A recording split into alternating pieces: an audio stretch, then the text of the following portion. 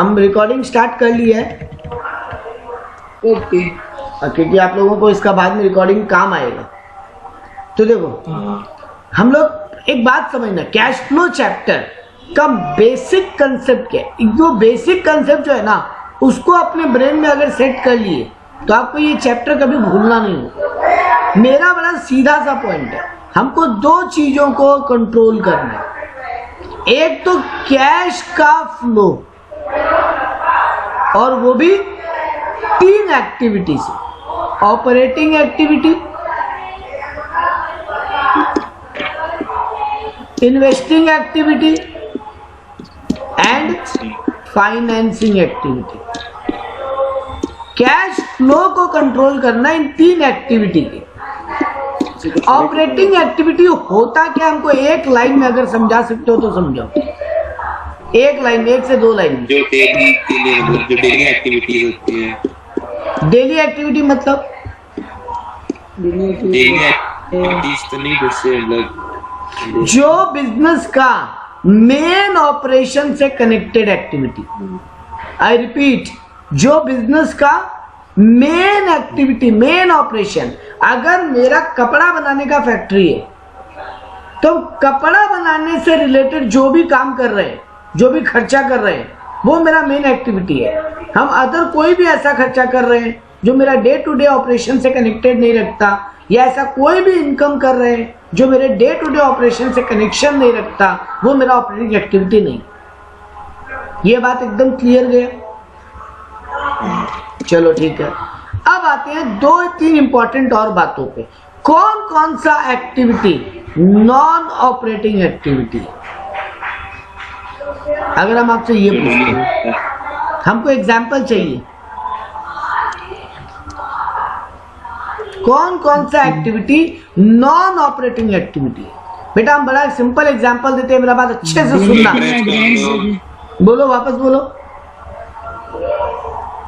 बोलो बोलो। डोनेशन या ग्रांट, ठीक है, चलो मान लिए बिल्कुल आपका बात। बट हम उन एक्टिविटीज का बात करना चाह रहे हैं यहाँ पे जो आपके पीएल में रेगुलरली दिखती तो है, भले इनकम साइड भले एक्सपेंस साइड, किसी भी साइड में रेगुलरली दिखती तो है, लेकिन वो ऑपरेटिंग का हिस्सा नहीं। हम आपको हाँ बोलो।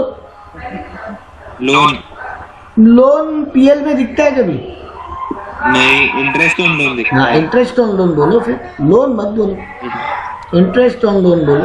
बिल्कुल एक एग्जांपल ले लेंगे आपका, हम इंटरेस्ट ऑन लोन। और चलो ठीक है, डेप्रिसिएशन बेटा डे टू डे ऑपरेशन का पार्ट है। Depreciation day to day operation का पार्ट है। अभी हम आपको ये नहीं पूछा ऑपरेटिंग एक्टिविटी में क्या क्या करते हैं और क्या क्या नहीं करते। हम आपसे पूछ रहे हैं कौन कौन सा एक्टिविटी ऑपरेटिंग है ही नहीं। आज सिखा रहे हैं, इस जन्म में भूलना मत। 3 एक्टिविटी ऐसी है जो आपके डे टू डे इनकम का पार्ट नहीं है, और 4 एक्टिविटी ऐसी है, 3 एक्टिविटी ऐसी है जो डे टू डे एक्सपेंस का पार्ट नहीं है, और 4 एक्टिविटी ऐसी है जो आपके डे टू डे इनकम का पार्ट नहीं है। मतलब 4 नॉन ऑपरेटिंग इनकम बताने जा रहे हैं और 3 नॉन ऑपरेटिंग एक्सपेंस। मेरी बात क्लियर हुई? हम 4 आपको नॉन ऑपरेटिंग इनकम बताएगा और 3 नॉन ऑपरेटिंग एक्सपेंस बताएगा। और ये जिंदगी में भूलना मत, क्योंकि ये रेशियो एनालिसिस में भी काम आने वाली चीज है, जब वो ऑपरेटिंग रेशियो और ऑपरेटिंग प्रॉफिट रेशियो कैलकुलेट करती है, तो ये वहां पर भी काम आएगी, यहां पर भी काम आएगी और जिंदगी भर काम आएगी। तो बेटा 3 ऐसे एक्सपेंस जो नॉन ऑपरेटिंग है, क्या क्या है? पहला, इंटरेस्ट पेड, ठीक है, इंटरेस्ट पेड आपका डे टू डे एक्टिविटी का पार्ट नहीं है। अभी भी कृष्णा बोला भी था इंटरेस्ट ऑन लोन, तो इंटरेस्ट पेड। अब आप इंटरेस्ट लोन पे दे रहे हो या डिवेंचर पे दे रहे हो, हमको उससे फर्क नहीं पड़ता। मेरा बड़ा सीधा पॉइंट है, इंटरेस्ट पेमेंट करना मेरा डे टू डे ऑपरेशन का पार्ट नहीं। तो ये कहाँ का पार्ट है फिर? इन्वेस्टिंग है किसी का, फाइनेंसिंग का। बेटा इंटरेस्ट पेड है ना, आप इंटरेस्ट क्यों दोगे किसी को? आप किसी को भी इंटरेस्ट क्यों दोगे? क्योंकि उसने आपको पैसे दिए। है ना। हम किसी को ब्याज क्यों चुकाएंगे? क्योंकि वो हमको लोन दिया है। तो बेटा ब्याज चुका इसलिए रहे क्योंकि कोई हमको फाइनेंस दिया। ठीक है। सेकंड इंपॉर्टेंट है डिविडेंड पेड। ये भी मेरे डे टू डे एक्सपेंसेस का हिस्सा, ऑपरेटिंग का हिस्सा नहीं, यानी नॉन ऑपरेटिंग का हिस्सा है।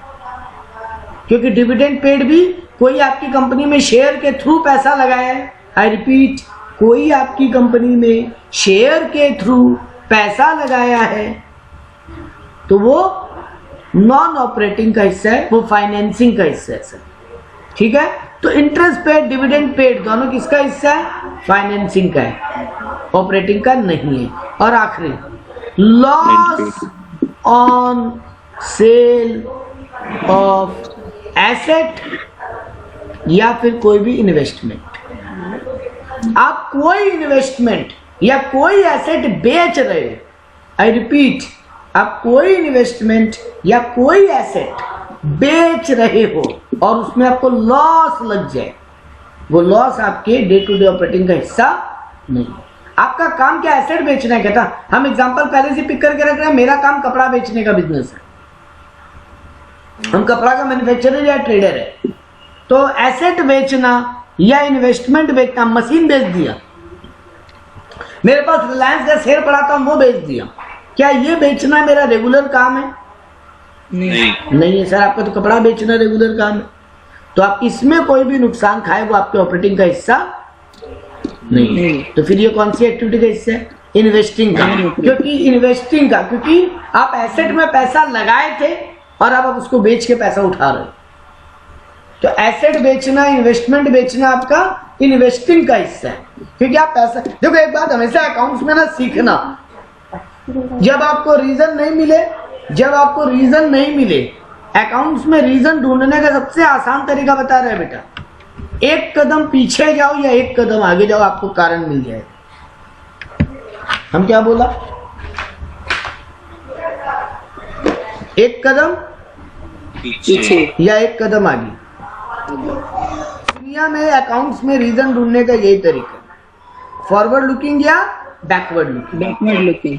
तो बेटा जी हम आप एक कदम पीछे जाए, हमको आंसर मिल जाएगा। कोई को हम ब्याज क्यों दे रहे हैं? क्योंकि वो हमको फाइनेंस दिए। कोई को हम डिविडेंड क्यों दे रहे हैं? क्योंकि वो हमको फाइनेंस दिए। ठीक है। एसेट में, मेरे पास एसेट आया कहां से जिसको बेच के हम लॉस खाए? हम पैसा इन्वेस्ट किए थे एसेट में,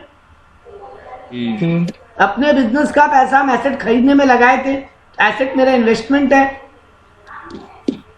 तो नाम से ये समझ में आना चाहिए ना बेटा ये कौन सी एक्टिविटी का हिस्सा है। याद नहीं करना है, अपने को रटना नहीं है। तो एसेट एंड इन्वेस्टमेंट, इन्वेस्टिंग में जाता है, बस घूम घूम के याद कर रहे हैं, वो काम नहीं करना। अपने को दिमाग लगाना है। क्या दिमाग लगाएंगे कि सर जी हम एसेट में पैसा इन्वेस्ट करते हैं, हम रिलायंस के शेयर में पैसा इन्वेस्ट किए, अब उसी को बेचे तो नुकसान खा गए, तो वो मेरे इन्वेस्टिंग एक्टिविटी का पार्ट है। वैसे हम किसी को ब्याज दे रहे हैं, डिविडेंड दे रहे हैं, क्योंकि वो मेरे बिजनेस में पैसा लगाया है, वो हमको फाइनेंस दिया है, तो ये मेरे फाइनेंसिंग एक्टिविटी का पार्ट है। ठीक है। फिर तो रेंट पेड भी होगा क्योंकि रेंट डेली थोड़ी देते हैं बेटा। रेंट डेली, एक मिनट, हम आपको कहीं पर भी बोला रिकरिंग या नॉन रिकरिंग वर्ड? आप डेली वाला बात क्यों उठा के लाए? हम फंसाएंगे, हम जो बोलेंगे उससे डिविएट नहीं करने देंगे हम कभी भी। लेकिन हम पहला मिनट से लेकर अभी 10वां मिनट पे खड़ा है क्लास में। हम 10 मिनट में कहीं पर भी एक बार बोला था कि नॉन ऑपरेटिंग वो है जो डे टू डे एक्टिविटी का हिस्सा नहीं है। हम रेकरिंग वर्ड यूज किया था कहीं पे, बार बार वाला। अब जो भी कृष्णा जो बोला कि रेंट पेड रेकरिंग एक्टिविटी नहीं है, हाँ नहीं है, ठीक है, लेकिन गलत जवाब है। रेंट पेड रेकरिंग एक्टिविटी है, और क्यों है वो भी बता देगा 1 मिनट के अंदर। बट हम अभी तक में हम कहीं पर भी रेकरिंग के थ्रू ऑपरेटिंग को जज नहीं किया, है ना। हम सिर्फ क्या बोला, ये मेरा मेन एक्टिविटी का हिस्सा नहीं। हम याद है स्टार्टिंग में बोला था हम कपड़ा बेचने का बिजनेस करते हैं, उससे कनेक्टेड कुछ भी खर्चा कमाई हो रहा है वो मेरे मेन एक्टिविटी का हिस्सा है, लेकिन उसके अलावा कोई भी खर्चा कमाई हो रहा है वो मेरा ऑपरेटिंग का हिस्सा नहीं है। ये बात क्लियर? ये बात क्लियर एकदम? चलो अब हम इनकम पे आते हैं। और रेंट पेड क्या है फिर बोल देते हैं। बेटा रेंट पेड मेरा रिकरिंग एक्टिविटी का हिस्सा है। रिकरिंग एक्टिविटी का कभी भी ये मतलब नहीं है डेली। बेटा हर महीना तो भाड़ा चुकाते ही है ना। और भाड़ा क्यों चुका रहे हैं? भाड़ा किस चीज का चुका रहे हैं? घर का। ऑफिस का भी तो बेटा सकता घर है, का भाड़ा ऑफिस बिजनेस में लाते हैं क्या? नहीं, बिजनेस पॉइंट ऑफ व्यू से। बिजनेस पॉइंट ऑफ व्यू से सोचो एकदम। अरे वाह बिजनेस पॉइंट ऑफ व्यू से सोचो। रेंट हम चुकाते हैं शोरूम का, रेंट हम चुकाते हैं गोडाउन का, रेंट हम चुकाते हैं फैक्ट्री का, रेंट हम चुकाते हैं ऑफिस का। अगर ये चारों भाड़े पे ली हुई है तो अच्छा ये सारी पिन पड़ी है ना। हम इन चारों का रेंट चुकाते हैं। हाँ इन चारों का रेंट हम जो चुकाते हैं वो ये चारों ही चीजें मेरे बिजनेस में यूज हो रही है कि नहीं? नहीं नहीं यूज हो हो रही रही है ना, बिजनेस में यूज हो रही है। तो बिजनेस में यूज हो रही है तो मतलब मेरे मेन एक्टिविटी का हिस्सा है। हाँ हाँ और मेन एक्टिविटी का हिस्सा है मतलब ये मेरा ऑपरेटिंग का पार्ट है। हाँ अब आया कृष्णा कनेक्शन। हाँ हाँ। हाँ के से कृष्णा सी से कनेक्शन। ठीक है चलो आ जाओ इनकम साइड में फटाक से। बेटा ये जो तीन नाम आप एक्सपेंस में लिखे हो ना, ये तीनों को दोबारा इनकम में लिख दो। इंटरेस्ट रिसीव्ड, बस इनकम में रिसीव्ड आ जाएगा ना बेटा, वहां पेड पेड पेड था तो। हाँ चलो interest received, dividend received, profit on sale of asset, है ना। वहां लॉस आया तो यहाँ प्रॉफिट आएगा ना, एसेट या इन्वेस्टमेंट। कृष्णा आप चौथा बोलिए। और रेंट रिसीव्ड, रेंट देना मेरा रेगुलर हिस्सा। तुम रिकरिंग वर्ड यूज किए थे ना कृष्णा। हाँ बेटा रेंट रिकरिंग वो हर महीना तो दे ही रहे हैं ना, तो रेंट पेड रिकरिंग भी है और रेंट पेड मेरा ऑपरेटिंग भी है। ठीक है। हाँ लेकिन यहाँ पे देखो हम चौथा ही आइटम बस रेंट रिसीव्ड का, बाकी तीनों जो तुम उधर याद किए थे वही तीन इधर याद कर लो। वहां इंटरेस्ट पेड था या इंटरेस्ट रिसीव्ड है, वहां डिविडेंड पेड था या डिविडेंड रिसीव्ड है, वहां loss on sale of investment या एसेट था या profit on sale of investment या एसेट है। हाँ कि ना। हाँ। और आखिरी आइटम क्या रखे बेटा? Rent rent received. क्योंकि रेंट कमाना मेरा मेन बिजनेस का पार्ट नहीं। ये चारों इनकम जो लिखा है बेटा, ये चारों मेरा क्या चीज का बिजनेस था मेरे एग्जांपल में? कपड़ा कपड़ा का। तो ब्याज कमा लिया हम कहीं से। कपड़ा बेचने में हम ब्याज कमा सकते हैं क्या? नहीं। नहीं, मेरे पास पैसा पड़ा नहीं बेटा। कपड़ा बेचने में ब्याज नहीं कमा सकते। कैसे कमा सकते हैं बोलो? अगर किसी को मतलब ऐसा लोन पे दिया हो कुछ पैसा हाँ आपने, तो मेरा काम वहाँ बेटा हम कपड़ा बेचने में पैसा नहीं कमाया, हम लोन देने में पैसा कमाया। मेरा एक बात तरह से था तो इनकम नहीं हुआ। नहीं इनकम हुआ, लेकिन क्या कपड़ा बेचने का इनकम हुआ? बेटा बिजनेस का इनकम हम तुम्हारा बात बिल्कुल नहीं काट रहे हैं उसको, हम तुम्हारा बात एकदम नहीं काट रहे। वो बिजनेस का ही इनकम है, लेकिन क्या वो बिजनेस के मेन एक्टिविटी का इनकम है? नहीं बेटा मेरे पास पैसा पड़ा था, हम बैंक में रख दिया, किसी को लोन दे दिया, थोड़ा बहुत ब्याज का कमाई हो गया, बट ये मेरा मेन काम नहीं है। मेरा मेन काम तो कपड़ा बेचना है। वैसे ही डिविडेंड रिसीव्ड, वैसे ही डिविडेंड रिसीव्ड। मेरे पास पैसा पड़ा था, कोई हमको सजेस्ट किया कि तुम रिलायंस के शेयर में पैसा लगा दे, बहुत प्रॉफिट होने का चांस है, रिलायंस का शेयर बहुत ऊपर जाएगा। हम लगा दिया रिलायंस के शेयर में पैसा, रिलायंस कंपनी हमको डिविडेंड दे दिया। तो मेरा काम तो रिलायंस, मेरा काम तो शेयर मार्केट में इन्वेस्टमेंट नहीं था, मेरा काम तो कपड़ा बेचना था। हो गया कमाई अलग से, वो अलग बात। वैसे ही मेरे पास एक मशीन पड़ा था, कोई काम लग नहीं रहा था, या एक लैंड पड़ा था, कोई काम लग नहीं रहा था, या एक फर्नीचर पड़ा था, कोई काम लग नहीं रहा था। कोई हमको बोला हमको दे दे, हम बोले देख हम लाया तो 2000 रुपया में था, बट 2200 रुपया में चाहिए तो ले, वरना मेरे पास पड़ा नहीं बेचेंगे। वो बोला नहीं मेरे को बहुत अर्जेंट है, कहीं और मिल भी नहीं रहे, दे दे दे दे 2200 में ही दे दे। तो 2000 का सामान 2200 में बेचा, प्रॉफिट कमाया कि नहीं? कमाया। बट क्या बेच के कमाया? फर्नीचर बेच के, मशीन बेच के, लैंड बेच के। क्या ये मेरा मेन काम था? नहीं नहीं था। तो ये अदर इनकम, अदर इनकम नहीं बोलेंगे, सॉरी, इसको नॉन ऑपरेटिंग इनकम बोलेंगे। वैसे ही मेरे पास एक जगह खाली पड़ा था, दक्ष आया मेरे पास कि मामा मेरा थोड़ा सामान है, रख लो ना अपने गोडाउन में, हम उठा के ले जाएगा 10 दिन में। हम बोले बेटा दुनिया में फ्री कुछ नहीं मिलता, मम्मी पापा के घर में खाने के अलावा, तो भाड़ा लगेगा। दक्ष को लगा ठीक है कहीं पूरा भाड़ा देते महीने का, इससे अच्छा चलो 10 दिन का यही भाड़ा दे देते हैं, पूरा महीना का भाड़ा से 10 दिन का भाड़ा देना ठीक है, क्योंकि दक्ष को 10 दिन की जगह का दरकार था। तो भाई जी हम भाड़ा कमाए, बट क्या मेरा मेन काम भाड़ा कमाना था? नहीं हम गोडाउन इसलिए बनाए थे कि लोगों को भाड़ा पे देके भाड़ा कमाए? नहीं हम गोडाउन किस लिए बनाए थे? अपना कपड़ा रखने के लिए। तो ये सब मेरे नॉन ऑपरेटिंग इनकम। अब माथा में घुसा, बैठा, सेटल डाउन हुआ। हाँ चलो, हाँ। ये चीज सीखना बहुत जरूरी था, क्योंकि इसके बिना कैश फ्लो चैप्टर में हर बार ना दिमाग घूमता रहता। अच्छा चलो फटाक से ये आंसर करो, इंटरेस्ट रिसीव, डिविडेंड रिसीव, ये कौन सी एक्टिविटी का हिस्सा होगा फिर? इन्वेस्टमेंट। Very good, invest. बाबू एक कदम पीछे जा, मेरे को ब्याज का कमाई क्यों हुआ? हम कहीं पैसा इन्वेस्ट किए होंगे इसलिए। हाँ। ये कमाई कहाँ से आ रहा है उसमें जाओ, आंसर मिल जाएगा बेटा जी। हम फिर बोलेंगे अकाउंट्स में रीजन ढूंढने का एक ही पैरामीटर है, एक कदम पीछे या एक कदम आगे आपको जवाब मिलेगा। ज्यादातर एक कदम पीछे, कुछ सिचुएशन में एक कदम आगे भी आंसर मिलता है। तो एक कदम पीछे जाओ, आपको कोई ब्याज क्यों दे रहा है? आप उसको लोन दिए होंगे, तो कहीं लोन देना ये सब इन्वेस्टमेंट का पार्ट है, पैसा इन्वेस्ट कर रहे हैं कहीं पे। कोई हमको रेंट क्यों दिया है? क्योंकि हम गोडाउन खरीदा था, हम पैसा इन्वेस्ट किए थे मालिक, तो गोडाउन खरीदने में पैसा इन्वेस्ट किए थे, इसलिए आज भाड़ा कमा लिया। मेरे पास एसेट कहां से आया? हम इन्वेस्ट किए थे, पैसा आया। तो बेटा interest paid, dividend paid financing activity का पार्ट है, क्योंकि कोई हमको फाइनेंस दिया इसलिए हम पैसा दे रहे हैं उसको। वैसे interest receive, dividend receive investing का पार्ट है, रेंट रिसीव्ड इन्वेस्टिंग का पार्ट है। क्यों? क्योंकि हम कहीं पैसा इन्वेस्ट किए थे इसलिए ये कमाइया। अब याद रहेगा? हाँ। चलो ठीक है, अब आते हैं आपके मेन सम के ऊपर। तो अब तक क्या कर रहे थे हम? अब तक हम आपके साथ खेल रहे थे। चलो खेलना खत्म। अब बेटा एक बात ध्यान रखो, हमको 3 एक्टिविटी क्या बनानी है? पहला activity operating activity. Operating activity बेटा आपका उल्टा चलता है, उल्टा चलता है, रिवर्स गियर में गाड़ी चलती है ऑपरेटिंग एक्टिविटी में। पहले हम एक बार फॉर्मेट को जस्ट ऊपरी तौर पे डिस्कस कर रहे हैं। मेरा पहला हेड है ऑपरेटिंग एक्टिविटी, उसी में एक और हेड है जिसका नाम है changes in working capital. I repeat, मेरा ऑपरेटिंग एक्टिविटी में एक और नाम है चेंजेस इन वर्किंग कैपिटल। तो पहला एक्टिविटी में 2 ब्रेकअप है, एक ऑपरेटिंग एक्टिविटी का पार्ट और एक चेंजेस इन वर्किंग कैपिटल का पार्ट। ये ब्रेन में पहले खाली फॉर्मेट सेट करो।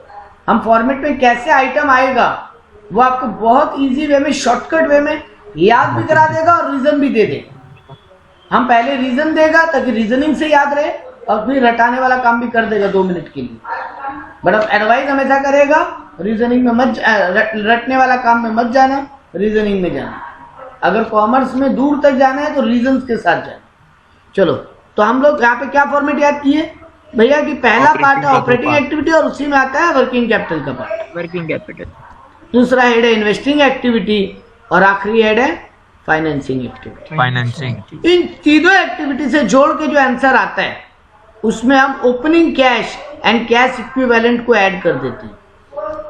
इन तीनों एक्टिविटी से जोड़ के जो आंसर आता है इसमें हम opening cash and cash equivalent को ऐड कर देते हैं। मेरा जो फाइनल आंसर है वो closing cash and cash equivalent से मैच हो जाना चाहिए। अगर ये मैच हो रहा है तो बल्ले बल्ले, आपका आंसर करेक्ट है। नहीं तो एग्जाम में गलती ढूंढने मत बैठना। एग्जाम में अगर सामने सामने छोटा मोटा फिगर का डिफरेंस और दिख जाए तो कर लेना ठीक, वरना अगर लंबा कुछ मैच नहीं हो रहा है एग्जाम में मैच कराने मत बैठना, वरना सीबीएसई में पेपर छोड़ के आओगे तो 6 नंबर का कैश फ्लो के चक्कर में 15 नंबर का पेपर छूटेगा। वो गलती मत करके आना करो।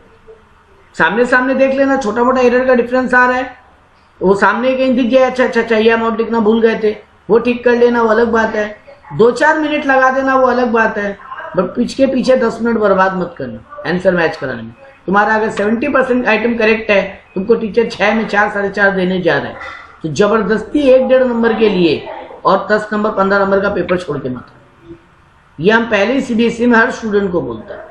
आंसर मैच हो जाए बढ़िया, नहीं मैच हो 2-4 मिनट इन्वेस्ट करो उसके पीछे, नहीं मैच होता दिखे move on.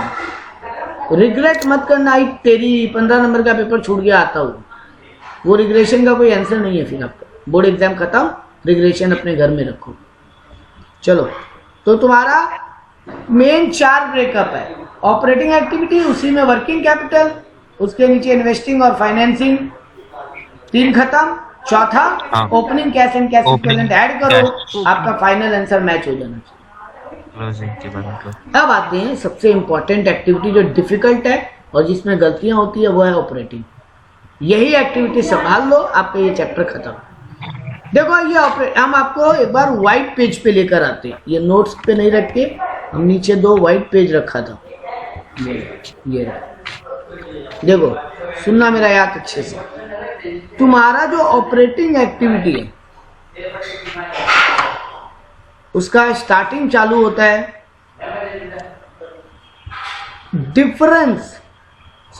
Net profit before tax. किससे चालू होता है?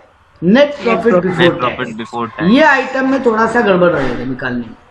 इसके बाद हम लोग ऐड लेस करते हैं कुछ आइटम, उनका बात अभी करेंगे 5 मिनट में, और ऐसा शॉर्टकट देंगे कि जिंदगी में ऐड लेस का आइटम भूलोगे नहीं। उसके बाद हम लोग चेंजेस इन वर्किंग कैपिटल करते हैं, उसमें भी कुछ चीजों को ऐड कुछ चीजों को लेस करते हैं, उसका भी शॉर्टकट देंगे एकदम। उसके बाद हम लोग क्या करते हैं सर? टैक्स पेड माइनस करते हैं और मेरा ऑपरेटिंग एक्टिविटी का आंसर खत्म हो जाता है। यह आ जाता है inflow from operating activity. Inflow from operating activity. तो सबसे पहले ऊपर क्या लिखा बेटा? नेट प्रॉफिट बिफोर टैक्स, उसमें कुछ चीजों को ऐड लेस किया।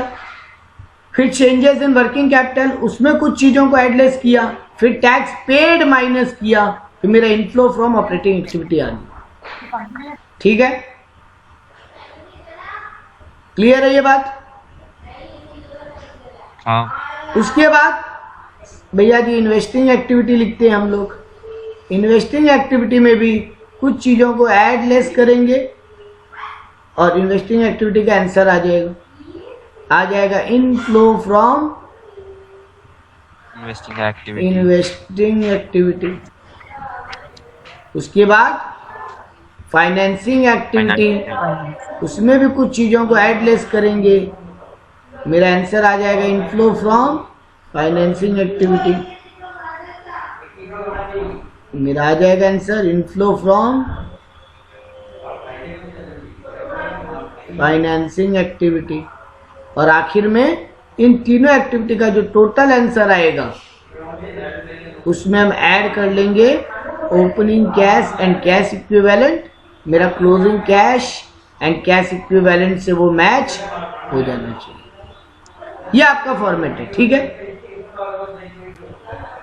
अब देखो असली ट्विस्ट जो है बेटा, एक तो इस आइटम में नेट प्रॉफिट बिफोर टैक्स में, और एक ये चेंजेस इन वर्किंग कैपिटल में। बात बाकी जगह कोई ट्विस्ट नहीं।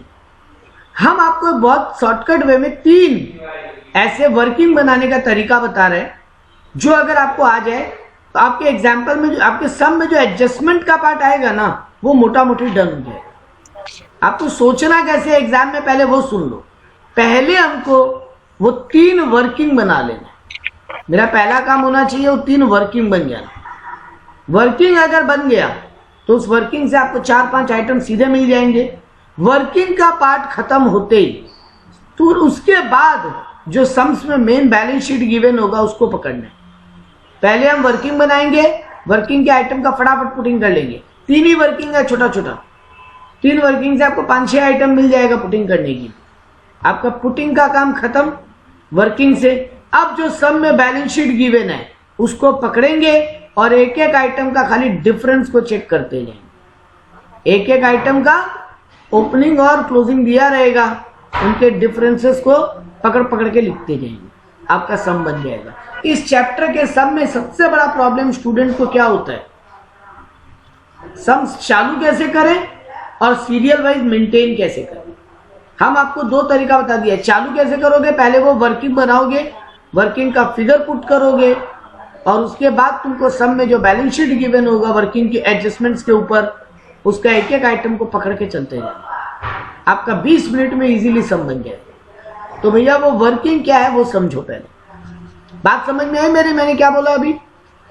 हाँ हाँ तो चलो वो वर्किंग क्या है भैया, वो वर्किंग आपकी क्या है वो देखो।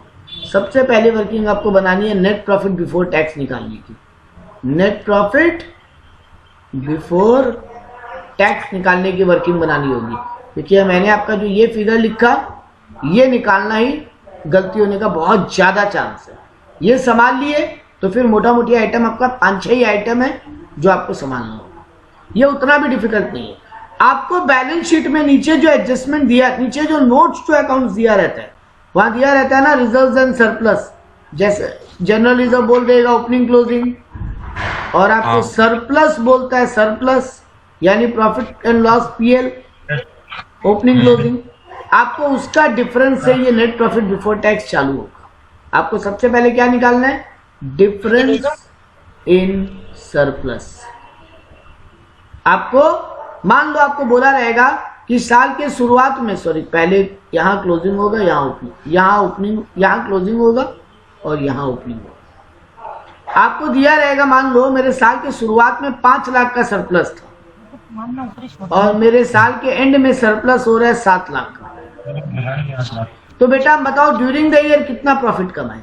साल की शुरुआत में मेरा 5 लाख का सरप्लस दिखा रहा था, साल के एंड में मेरा सरप्लस 7 लाख का दिखाई दे रहा है। हम ड्यूरिंग द ईयर कितना प्रॉफिट कमाए?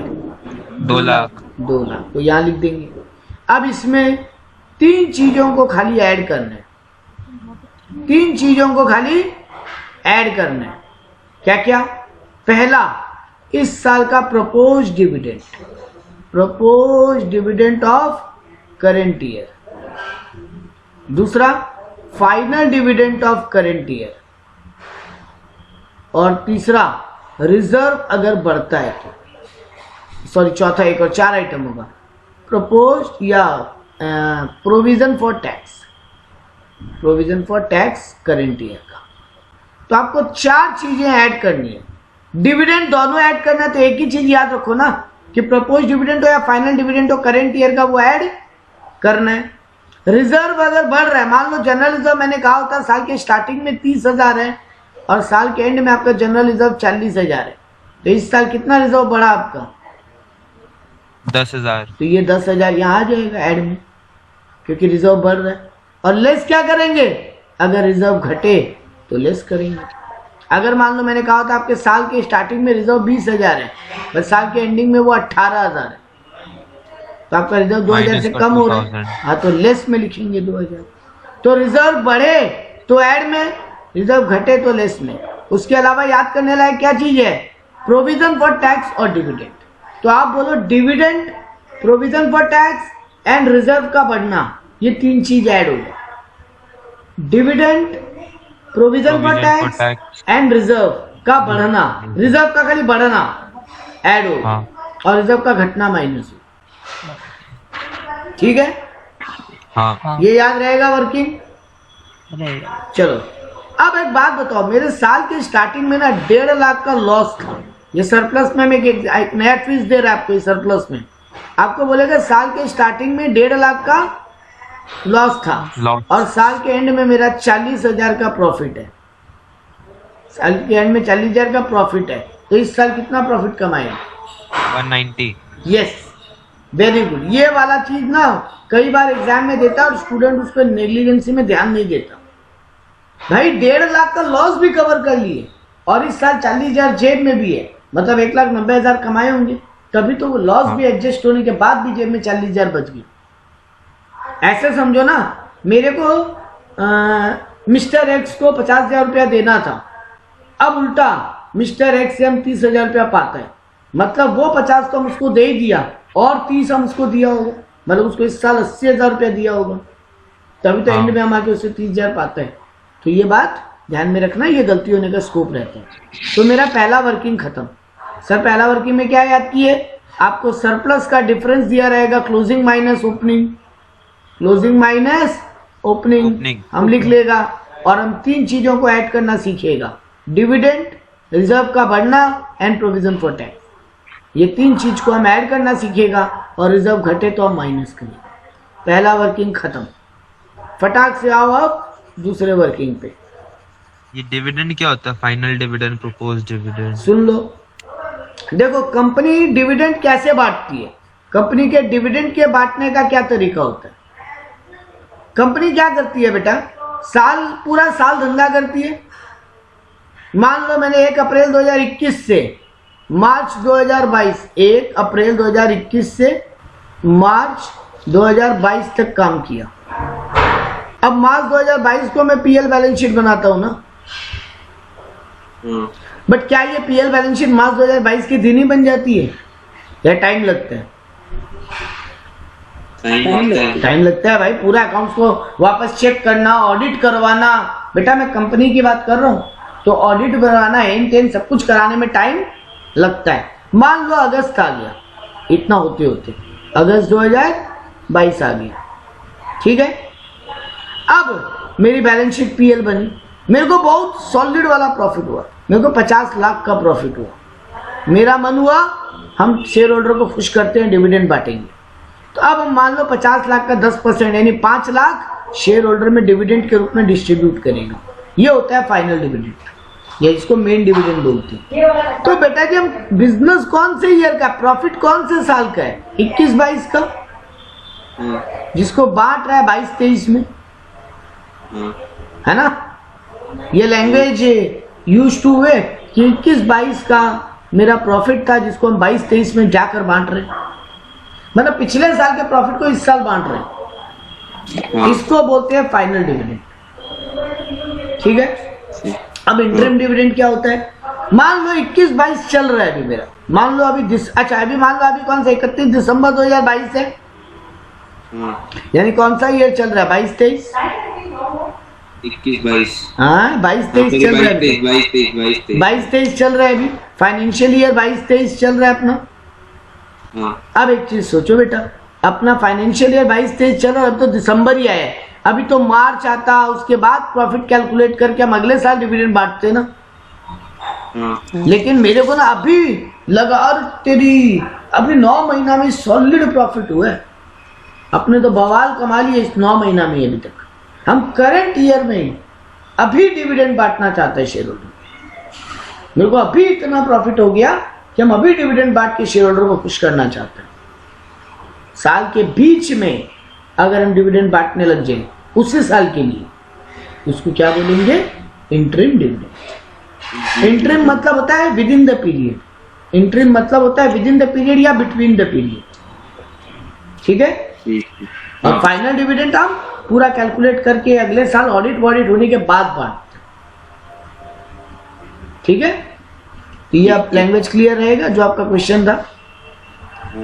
अब आ जाओ अगले 2 एडजस्टमेंट के ऊपर और कहानी खत्म करते हैं, और फिर मेन सम्स की तरफ मूव कर जाएंगे हम लोग।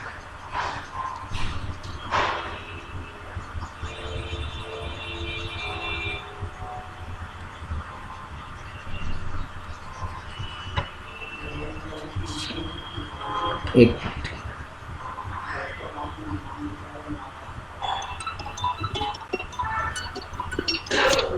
हाँ देखो, अब हम 2 एडजस्टमेंट और क्या बनाएंगे? एक बनाएंगे एसेट अकाउंट, एक बनाएंगे एसेट अकाउंट, और अगर एक्यूमुलेटेड डेप्रिसिएशन या प्रोविजन फॉर डेप्रिसिएशन दिया हुआ है, एक बनाएंगे प्रोविजन फॉर डेप्रिसिएशन अकाउंट, जिसका दूसरा नाम क्या होता है? Accumulated depreciation account. हाँ, ये 2 लेजर बनाना सीखेंगे, और ये 2 लेजर से मिनिमम 4 आइटम ऐसे निकलेंगे जो तुम्हारे सम्स में जाएंगे। क्या होंगे वो 4 आइटम? पहला, बेटा एक बात बताओ, एसेट का ओपनिंग बैलेंस किधर होगा? ये डेबिट साइड, तो हम यहाँ पे बीडी लिख दिया, और क्लोजिंग बैलेंस सीडी लिख दिया, ठीक है।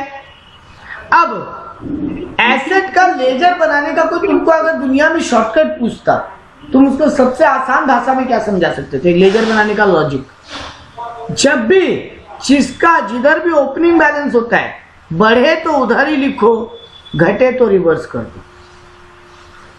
ये दुनिया में लेजर बनाने का सबसे आसान लैंग्वेज है। अगर किसी बच्चे को उतना डेबिट क्रेडिट नहीं आता है ना समझ में, तो उसको ये लॉजिक दे दो, वो लेजर आराम से बना लेगा। जिसका जिधर ओपनिंग बैलेंस होता है, अगर वो बढ़ रहा है तो उधर ही लिखो, घट रहा है तो उल्टा करो। ये सारे टाइप के लेजर बनाने का लॉजिक है, एसेट का लेजर, लायबिलिटी का लेजर, इनकम का लेजर, एक्सपेंस का लेजर, सब में। तो मेरा एसेट कब कब घटेगा? जब वो डिप्रिसिएशन होगा, ठीक है, जब कोई एसेट बेच देंगे या जब कोई लॉस होगा। ये तीन ही रीजन से मेरा एसेट का लेजर रिड्यूस हो सकता है। जो एसेट बिक गया उसका डेप्रिसिएशन एसेट के वैल्यू को कम करता है ना बेटा। तो जो एसेट सेल हुआ उसका डेप्री आएगा क्रेडिट में। जो एसेट बिक गया, एसेट का बिकना एसेट को बढ़ाता है कि कम करता है? कम करता है, तो ये भी क्रेडिट में आएगा। वैसे कोई चीज से लॉस हो तो लॉस अमाउंट को कम करता है कि बढ़ाता है? कोई भी लॉस किसी चीज को कम ही करेगा ना। लॉस होने से कोई चीज बढ़ेगा कैसे?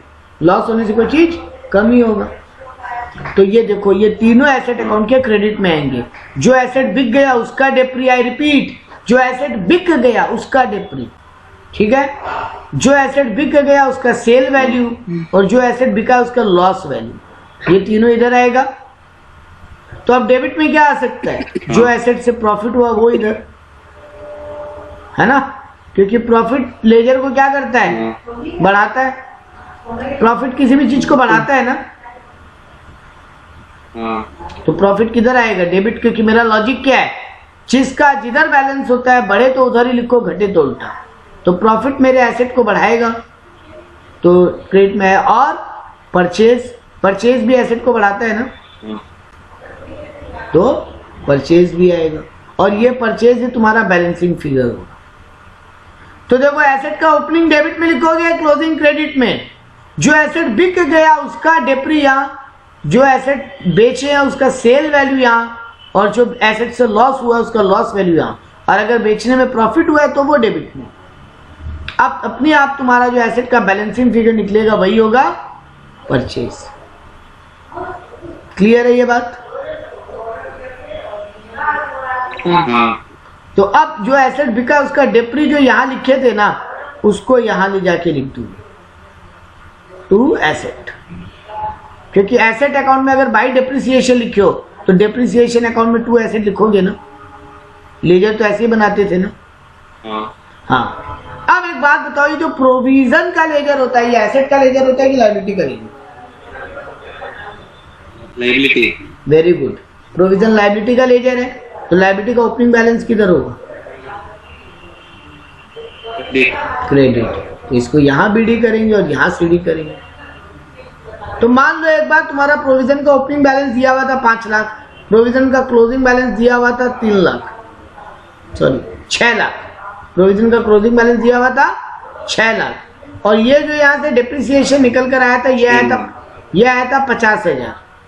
तो इधर में बैलेंसिंग फिगर बचेगा ना। लेजर को अगर टोटल करके बंद करोगे तो कितना? 6,50,000 माइनस 5 लाख, तो 1.5 लाख आएगा। 1.5 लाख। ये 1.5 लाख इस साल का डेप्री है, total depreciation for the current year. कहाँ जाएगा अभी हम बताएंगे। अभी हम अब केवल 2 लेजर बनाना सिखाए। एसेट के लेजर में डेबिट बैलेंस ओपनिंग और क्लोजिंग बैलेंस क्रेडिट। एसेट बिक रहा है तो उसका डेप्रिसिएशन, उसका सेल वैल्यू और उसका लॉस तीनों क्रेडिट में आएगा, और उसका प्रॉफिट डेबिट में आएगा। जो बैलेंसिंग फिगर निकलेगा वही इस साल का परचेज का फिगर होगा। वैसे ही जो डेप्री यहाँ लिखे थे उसको तुरंत यहाँ ट्रांसफर करेंगे। अब हमको ओपनिंग पता है, ओपनिंग डेबिट में आता है, ओपनिंग क्रेडिट में आता है प्रोविजन का, और क्लोजिंग डेबिट में आता है। तो अब जो यहाँ बैलेंसिंग फिगर बचेगा वही पीएल में ट्रांसफर होता है इस साल का डेप्रिसिएशन। 2 लेजर बनाना आ गया। 10 मिनट बेटा मेरा साथ दो, आपको सम बनाना भी आ जाएगा। केवल ये 3 वर्किंग, बस आखिरी वर्किंग बना रहे हैं। प्रोविजन फॉर टैक्स का वर्किंग, प्रोविजन फॉर टैक्स का वर्किंग, उसका भी आपको ओपनिंग दिया रहेगा तो क्रेडिट में ही आएगा, और उसका जो क्लोजिंग बैलेंस दिया रहेगा वो डेबिट में ही आएगा। ठीक है। अब आपको ना एडजस्टमेंट में एक चीज बोलेगा, टैक्स पेड, आपको बोलेगा टैक्स पेड, तो पेमेंट किए तो टू बैंक यहाँ आएगा, और इस अब यहाँ जो बैलेंसिंग फिगर बचेगा वो इस साल का पीएल में ट्रांसफर होगा। तो देखो दोनों ही प्रोविजन का लेजर एक जैसा ही बनाना। प्रोविजन फॉर डेप्रिसिएशन में भी opening balance credit, closing balance debit, इस और ना यहाँ पर एक फिगर आया टू एसेट बोल के, और इस साल का जो फाइनल बैलेंसिंग फिगर आया जो इस साल के पीएल में ट्रांसफर होगा। सेम बात प्रोविजन फॉर टैक्स के लेजर में भी है। Opening balance credit, closing balance debit, इस साल जितना टैक्स पेड किए वो मेरा डेबिट में आया, तो यहाँ इस साल जो नया क्रिएट हुआ प्रोविजन वो मेरा पीएल में यहाँ बैलेंसिंग फिगर है। क्लियर है? अब एक मजेदार बात बोलते हैं। हम आपको क्या बोला था, एडजस्टमेंट में क्या लाइन दिया रहेगा, टैक्स पेड। अगर टैक्स पेड की जगह टैक्स प्रोवाइडेड वर्ड दे दे तो मतलब आपको ये वाला मतलब नहीं नहीं नहीं नहीं बिल्कुल नहीं, तब आपको मतलब ये वाला फिगर बता दिया बेटा पीएल वाला, तो पेड वाला निकाल दो बैलेंसिंग फिगर, है ना। लेकिन टैक्स प्रोवाइडेड मतलब कि आपने टैक्स दिए हैं। नहीं नहीं नहीं, टैक्स प्रोवाइड किया मतलब नहीं, बिल्कुल नहीं। टैक्स प्रोवाइडेड मतलब होता है इस साल इतना नया टैक्स का प्रोविजन बनाए। हाँ एकदम याद रखना, पेड और प्रोवाइडेड में बहुत फर्क है। वो एक ही वर्ड में पूरा आंसर घुमा देगा आपका, सीधा दो अमाउंट रॉन्ग निकलेगा और पूरा तो गड़बड़ा जाएगा। पेड वर्ड दे मतलब आपको टू बैंक लिखना है, और ये बैलेंसिंग फिगर आएगा प्रोवाइडेड यानी पीएल, ये आपका बैलेंसिंग फिगर आएगा। और अगर प्रोवाइडेड वर्ड दे तो मतलब ये वाला फिगर दे दिया पीएल वाला, तो पेड वाला फिगर बैलेंसिंग फिगर हो जाएगा। मतलब सर एग्जाम में ये बीडी और ये सीडी दिया रहेगा, और ये टू बैंक या बाई पीएल वाला दोनों में से एक आइटम दिया रहेगा, एक आइटम गायब रहेगा, और एक गायब रहेगा। तो पढ़ लेना, टैक्स पेड दिया रहे मतलब ये वाला फिगर दिया है डेबिट वाला, तो बाई पीएल वाला बैलेंसिंग फिगर हो जाएगा, या रिवर्स। अच्छा सर दोनों ही नहीं दे तब नहीं ये दे, और अगर हाँ बोलो बोलो, और अगर क्या बोल रहे हो, बोलो। और अगर दोनों ही नहीं दिया हुआ तो, हाँ वही तो बोलने जा रहा है बाबा, अगर दोनों ही नहीं दिया हुआ तो वही तो बोल रहा हूँ। अगर अब दोनों ही नहीं दिया तब क्या करेंगे, तब मानेंगे ये जो ओपनिंग था ना यही पेड हुआ, और ये जो क्लोजिंग है ना वही क्रिएट हुआ। मतलब क्या मान लेंगे, जितना ओपनिंग टैक्स देना था वो इस साल पे किए होंगे हम, मतलब ये बीडी वाला पेड में चला जाएगा और ये सीडी वाला इस साल नए क्रिएशन में पीएल में चला जाएगा। अगर दोनों ही नहीं दिया रहे तो आप मान के चलते हो कि साल के स्टार्टिंग में जितना टैक्स देना था वो इस साल दे दिए होंगे, और साल के एंड में जितना टैक्स सीडी में दिखाई दे रहा है उतना इस साल नया प्रोविजन क्रिएट किए होंगे। बात क्लियर है? आपका एडजस्टमेंट सारा खत्म, आपका एडजस्टमेंट सारा खत्म। अब एक एक का खाली पुटिंग का बात करना है और फाइनल सम में चला जाना है। देखो बेटा जी, इस एसेट अकाउंट में क्या क्या आया, ओपनिंग क्लोजिंग को इग्नोर मारो। यहाँ डेप्रिसिएशन जो आया था ये तो नीचे डेप्री अकाउंट में चला गया। क्रेडिट साइड से हम स्टार्ट कर रहे हैं, क्रेडिट साइड में जो डेप्री का फिगर लिखे थे वो तो नीचे प्रोविजन फॉर डेप्रिसिएशन अकाउंट में चला गया, है ना। चलो इसका झमेला खत्म। ये जो एसेट बेच के पैसा आया बाई बैंक, ये कहां जाएगा, कौन सा एक्टिविटी में जाएगा तीनों में से?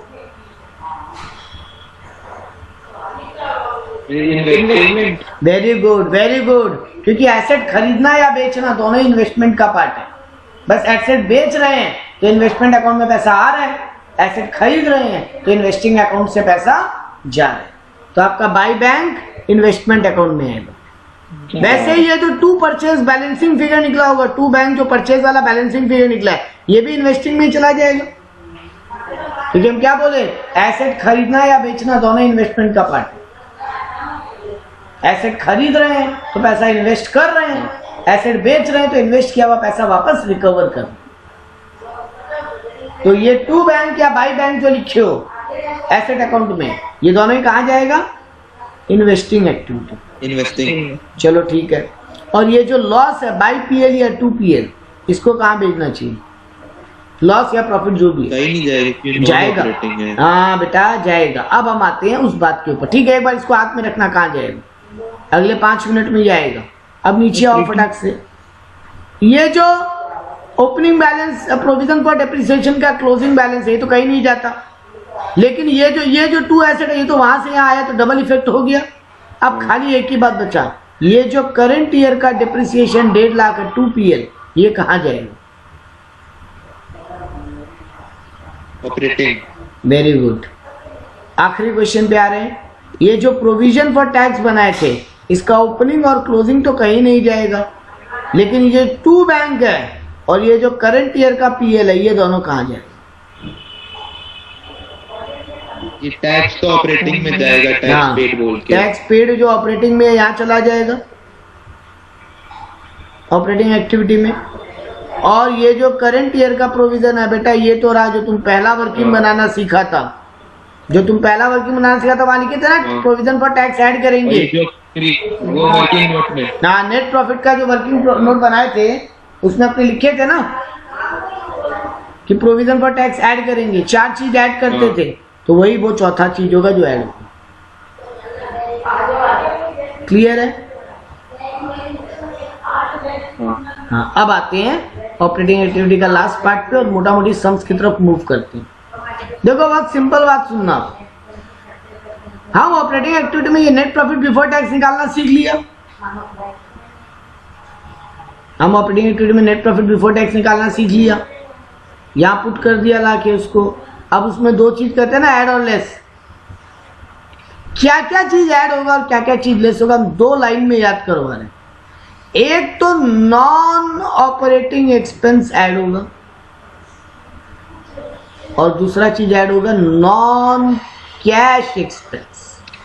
आई रिपीट, 2 ही चीज ऐड होता है, non operating expense and non cash expense. देखो बेटा, चैप्टर का नाम क्या है? Cash flow. Cash flow. और एक्टिविटी का नाम क्या है? Operating activity.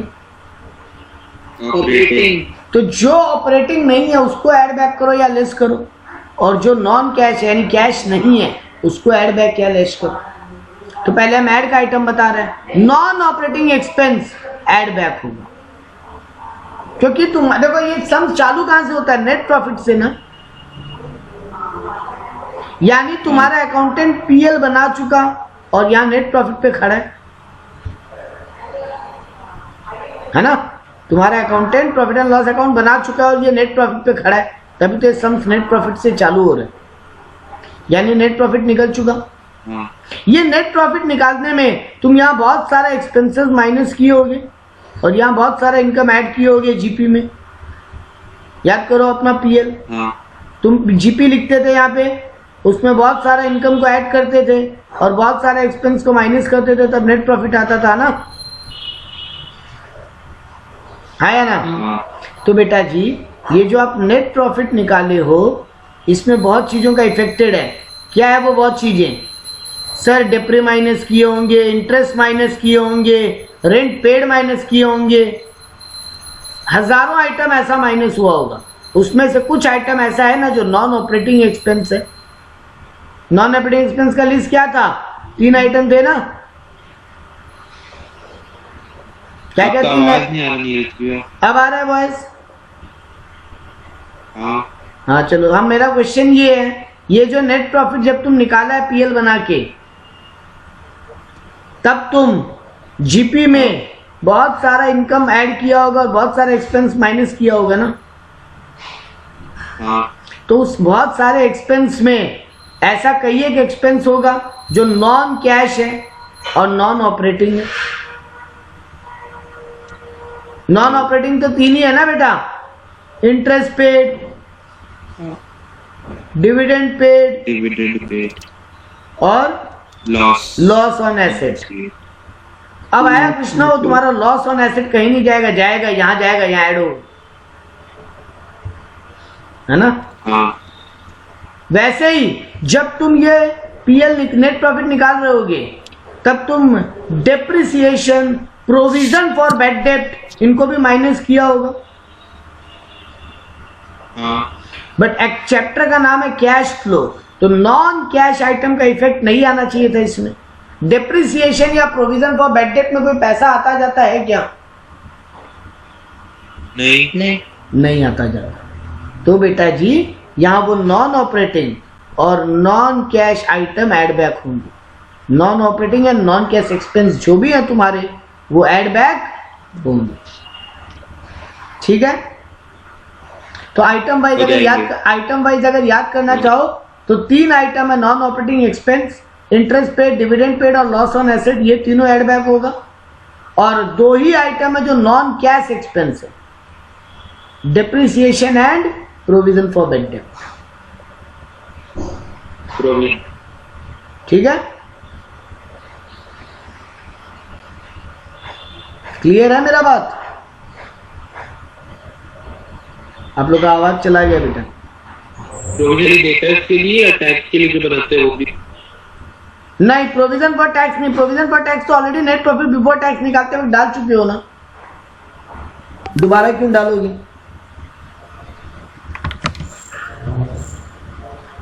आप लोग हैंग हो गए हो बेटा।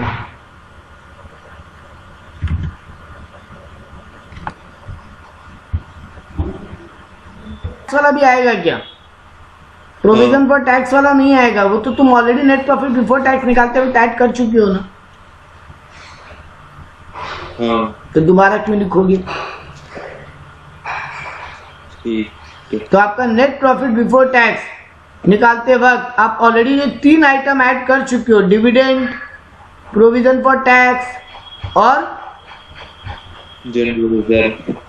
जनरल रिजर्व, तो उनका इफेक्ट यहाँ नहीं आएगा क्योंकि वो already net profit before tax में तो आ चुका। तो दोबारा क्यों ऐड बैक करोगे? वहां तो ऐड किए ही हो ना एक बार, फिर से क्यों ऐड करोगे?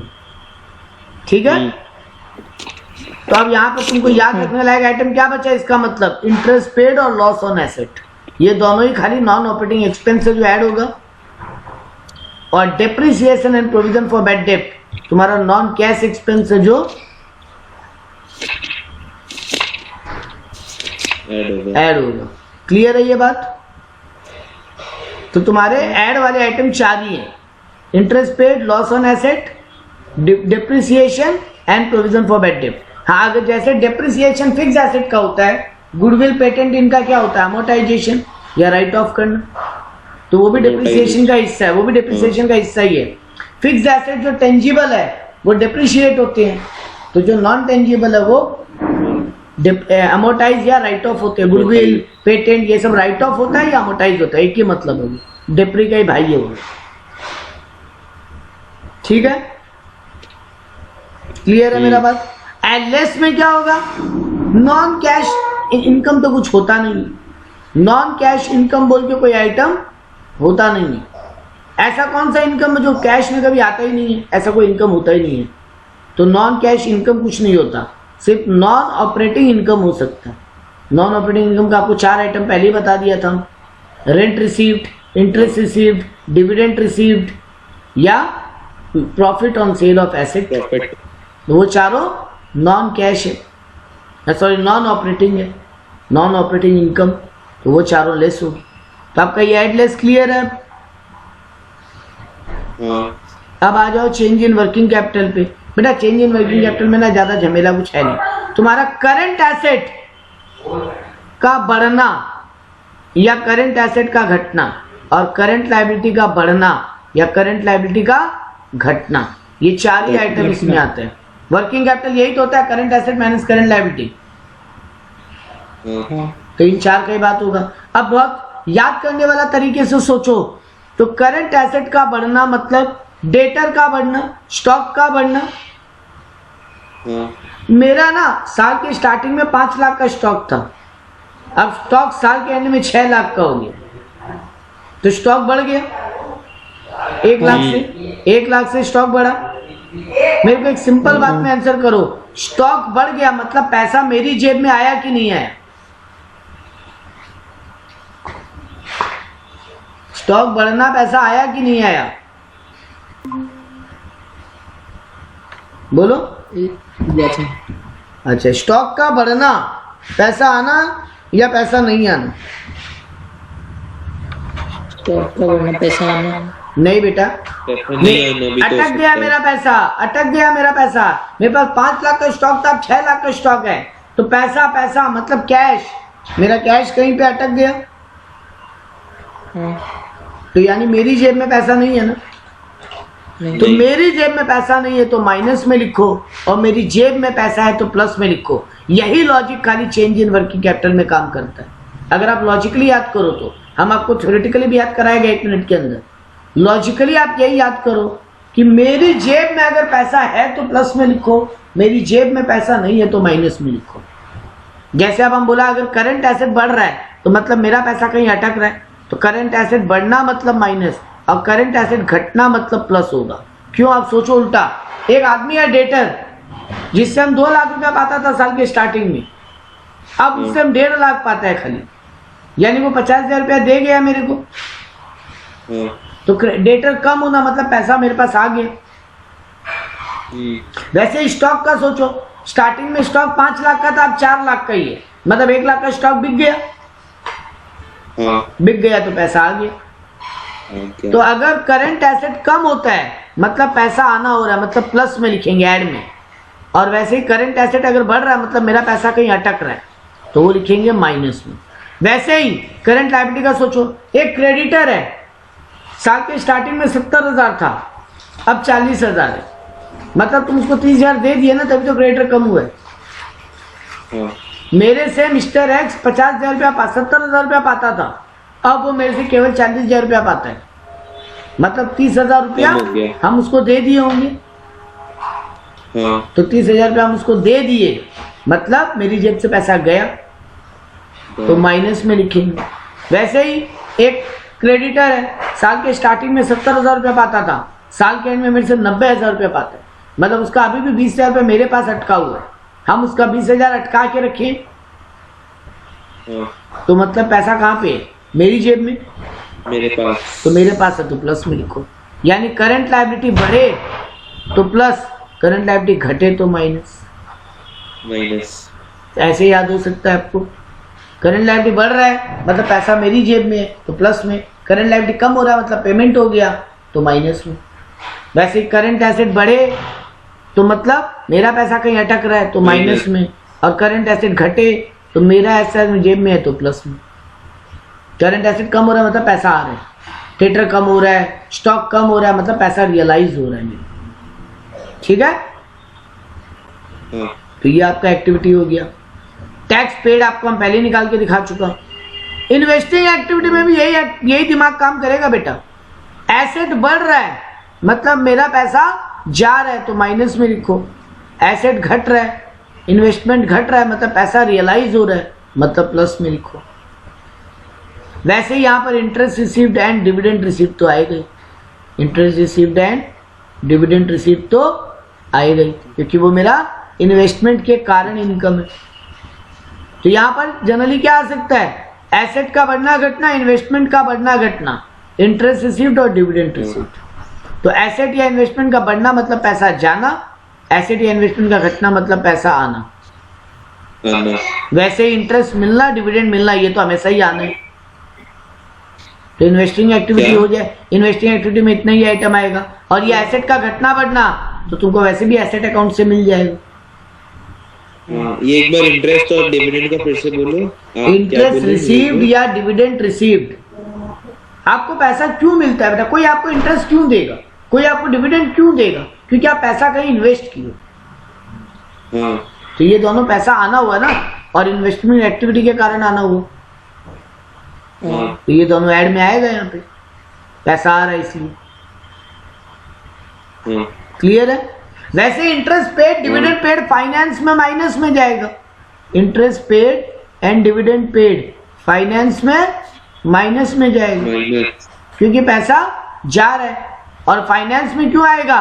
क्योंकि हम किसी को ब्याज क्यों दे रहे हैं, हम किसी को डिविडेंड क्यों दे रहे हैं? क्योंकि वो मेरे को क्योंकि पैसा invest दिए। किया। अब इन्वेस्ट वर्ड मत यूज करो, फंस जाओगे, क्योंकि वो हमको फाइनेंस दिया। मेरे पास ठीक पैसा आता है ना, वो फाइनेंस है, और हम कहीं लगाते हैं ना, उसको इन्वेस्टमेंट बोलते हैं। इन्वेस्टमेंट। ठीक है ना, हम कहीं लगाएं उसको इन्वेस्टमेंट बोलते हैं, और हमको कोई दे उसको फाइनेंस बोलते हैं। तो एक लैंग्वेज मत बनाओ दोनों के लिए, कंफ्यूज हो जाओगे। ठीक है। हाँ तो interest paid dividend paid finance में माइनस होगा, interest receive dividend receive finance में प्लस होगा। आखिरी पार्ट पे आ रहे हैं, फाइनेंस में और क्या आएगा? देखो शेयर्स डिबेंचर्स ये सब आएंगे फाइनेंस में।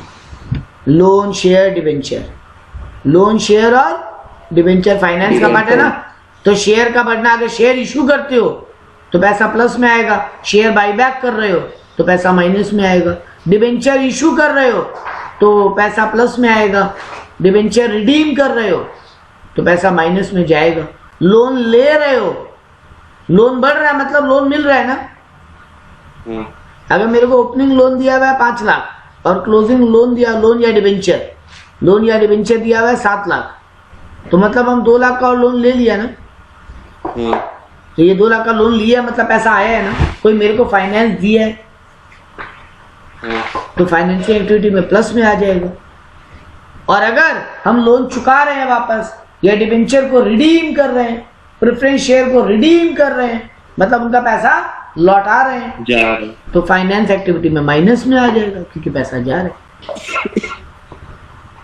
क्लियर है यहाँ तक? हाँ आखिरी पार्ट क्या बात करते हैं, opening cash and cash equivalent में क्या आएगा? तुम्हारे बैलेंस शीट में दिया रहता है ना करंट एसेट में कैश एंड कैश इक्विवेलेंट, हाँ तो वो आएगा एक तो। और कभी कभी करंट एसेट में तुमको शॉर्ट टर्म इन्वेस्टमेंट बोल के वर्ड देगा, कभी कभी शॉर्ट टर्म इन्वेस्टमेंट बोल के वर्ड देगा, तो वो भी कैश एंड कैश इक्विवेलेंट का ही पार्ट माना जाएगा। तो कैश एंड कैश इक्विवेलेंट में 2 चीज आ सकता है, खुद cash and cash equivalent and short term investment. तो शॉर्ट टर्म इन्वेस्टमेंट का मान लो फिगर दिया ओपनिंग में 3 लाख और कैश एंड कैश इक्विवेलेंट दिया 4 लाख, तो 7 लाख जोड़ के लिख दोगे opening cash and cash equivalent में। वैसे ही closing cash and cash equivalent में तुमको कैश दिया है 3 लाख और शॉर्ट टर्म बोरिंग दिया है 2 लाख, तो दोनों को ऐड करके 5 लाख लिखो। तो कैश एंड कैश इक्विवेलेंट में short term investment plus cash and cash equivalent आता है।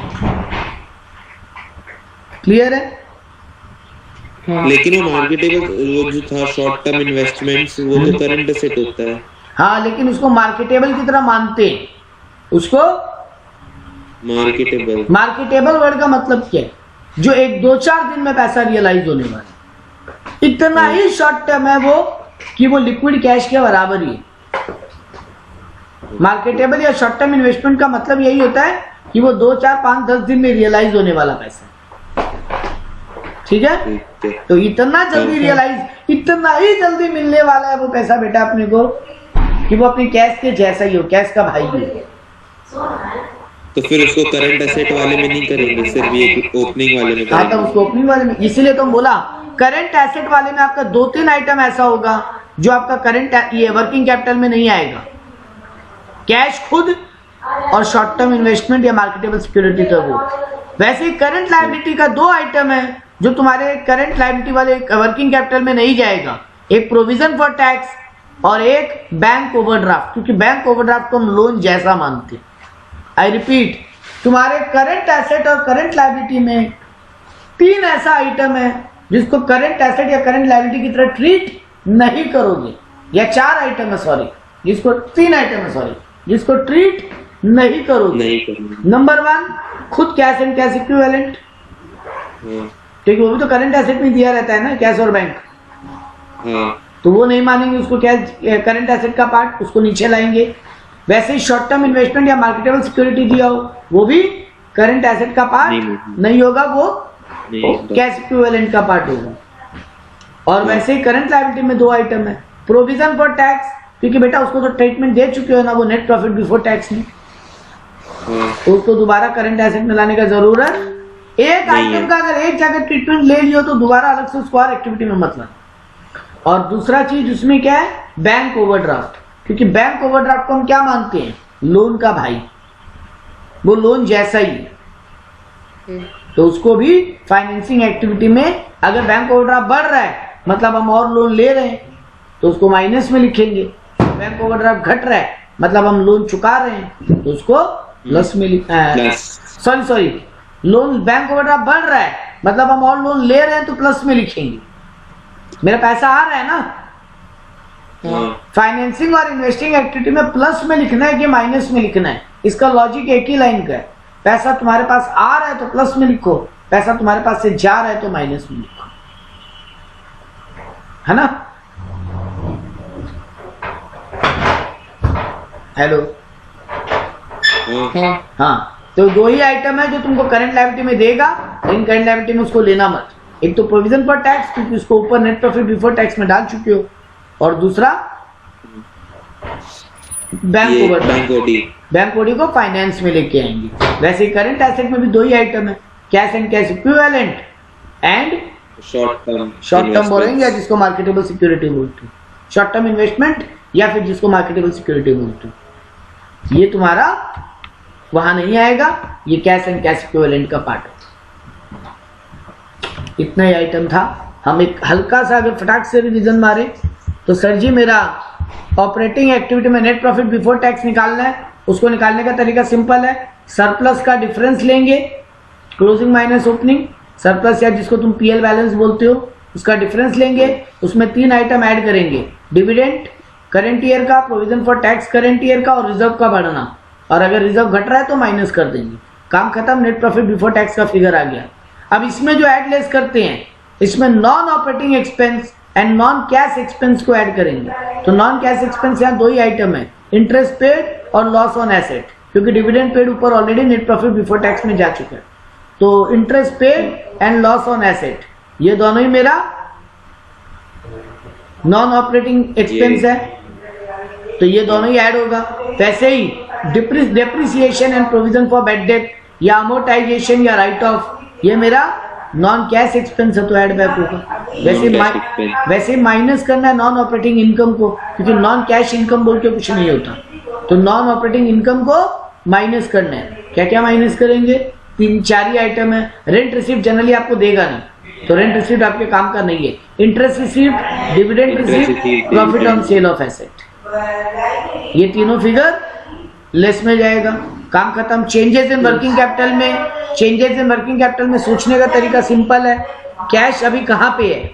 कैश अगर मेरी जेब में है तो ऐड होगा, कैश मेरी जेब में नहीं है माइनस होगा, ड्यू टू करंट एसेट या करंट लायबिलिटी का आइटम। तो करंट एसेट अगर बढ़ रहा है तो माइनस, करंट लायबिलिटी अगर करंट एसेट अगर घट रहा है तो प्लस।